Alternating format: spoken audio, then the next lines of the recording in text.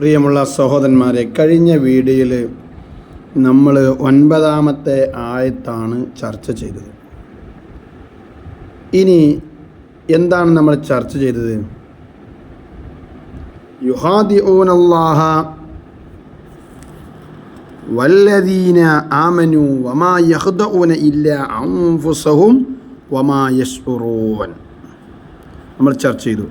ഇനി നമുക്ക് ചർച്ച ചെയ്യാൻ പോണ വിഷയം ഫീ ഖുലൂബിഹിം മറദ് ഫസാദഹുമുല്ലാഹു മറദാ വലഹും അദാബുൻ അലീം ബിമാ കാനൂ യക്ദിബൂൻ. ഫീ ഖുലൂബിഹിം മറദ്, അവരുടെ ഹൃദയത്തിൽ രോഗമുണ്ട്. ഫസാദഹുമുല്ലാഹു മറദാ, അള്ളാഹു അവർക്ക് രോഗം കൂടുതലാക്കും, രോഗം വർദ്ധിപ്പിച്ചു. കാരണം വലഹും അദാബുൻ അലീം, അവർക്ക് അദാബുൻ അലീം, വലഹും അദാബുൻ അലീം, അവർക്ക് വേദന ജനകമായ ശിക്ഷ അവർക്കുണ്ട്. അവർക്ക് വേദന നിറഞ്ഞ ശിക്ഷയുണ്ട്. കാരണം ബിമാ കാനു യക്ദിബുൻ, അവർ കള്ളം പറഞ്ഞു എന്ന ഒരു കാരണം കൊണ്ട്. ബിമാ കാനു, അവർ ആയതുകൊണ്ട്, യക്ദിബുൻ കളവ് പറയുന്നവരായതുകൊണ്ട്. അപ്പോൾ ഇന്നലത്തെ കഴിഞ്ഞ വീഡിയോയിലുള്ള ആയത്തിലും ഇന്ന് പറയുന്ന വീഡിയോയിലുള്ള ആയത്തിലും എന്താണ് ആകത്തുക? മനുഷ്യന്മാരെ കൂട്ടത്തിൽ 3 വിഭാഗം ആളുകളുണ്ട്: സത്യവിശ്വാസി, സത്യനിഷേധികൾ, കപടവിശ്വാസികൾ.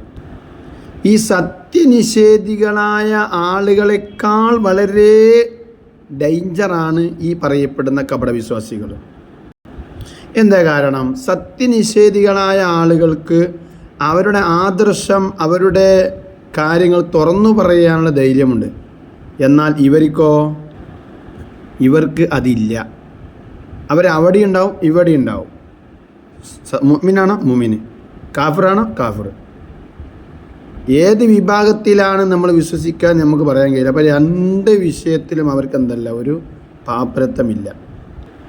കാരണം വിശ്വാസികളെ അടുത്തെത്തുമ്പോൾ വിശ്വാസി, അവിശ്വാസികളെ അടുത്തെത്തുമ്പോൾ അവിശ്വാസി. ഇതാണ് കപടവിശ്വാസികൾ. കാരണം ഇവിടുന്ന് കിട്ടുന്നത് അവിടെയും, അവിടുന്ന് കിട്ടുന്നത് ഇവിടെയും കൊടുക്കും. സത്യനിഷേധികളായ ആളുകളിൽ നിന്ന് എന്താണോ കിട്ടുന്നത് അത് സത്യവിശ്വാസികൾ കൊടുക്കും. സത്യവിശ്വാസികളിൽ നിന്ന് കിട്ടുന്നത് ഇവിടെയും കൊടുക്കും. ഇങ്ങനെ അങ്ങോട്ടും ഇങ്ങോട്ടും കൊളുത്തുന്ന ഒരു പരിപാടിയാണ് ഇവരുടെ അടുത്തുള്ളത്. അപ്പോൾ കപടവിശ്വാസികൾ ഭീരുക്കളായ സത്യനിഷേധികളാണ് അവർ. മനസ്സിലായി എന്ന് കാണുന്നു. അടുത്ത വീഡിയോയിൽ വരാം. അസ്സലാമു അലൈക്കും വറഹ്മത്തുള്ളാഹി.